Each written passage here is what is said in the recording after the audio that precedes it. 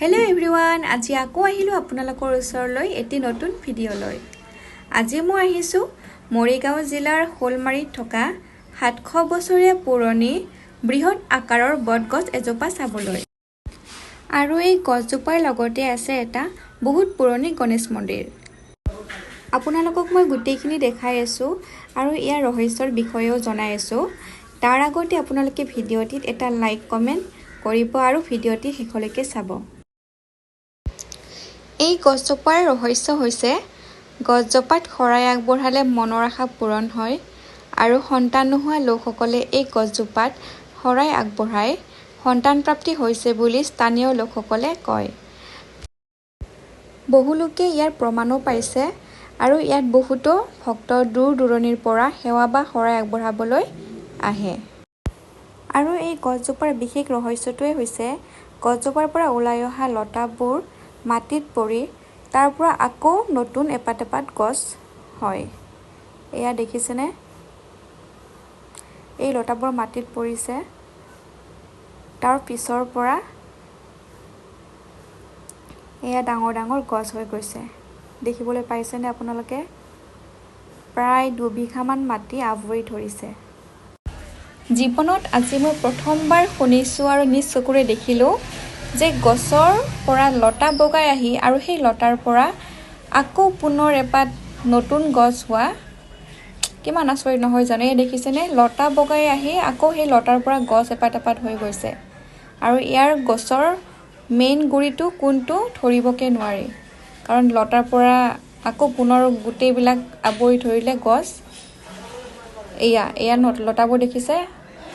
কেইদিনমান পিছত দেখিব গছ এপাত হৈ আছে।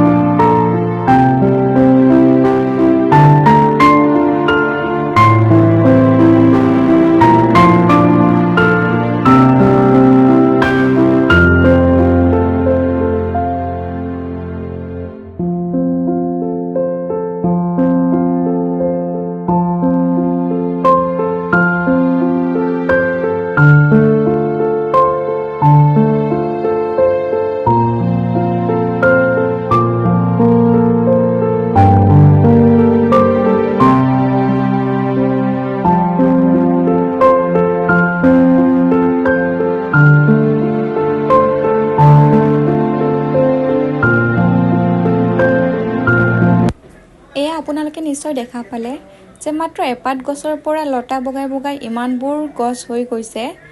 এতিয়া সেই মেইন গছপাত কোন পাত আছিলে এতিয়া ধৰিব নোৱাৰি।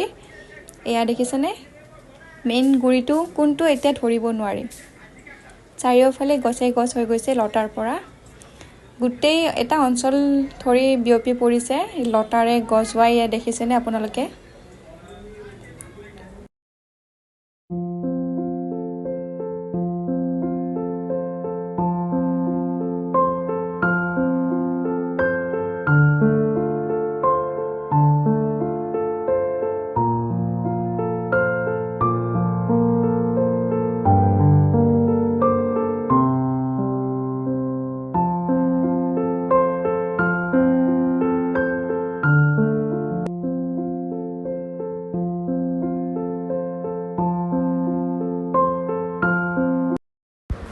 এতিয়া আহিছোঁ মই গণেশ মন্দিৰত।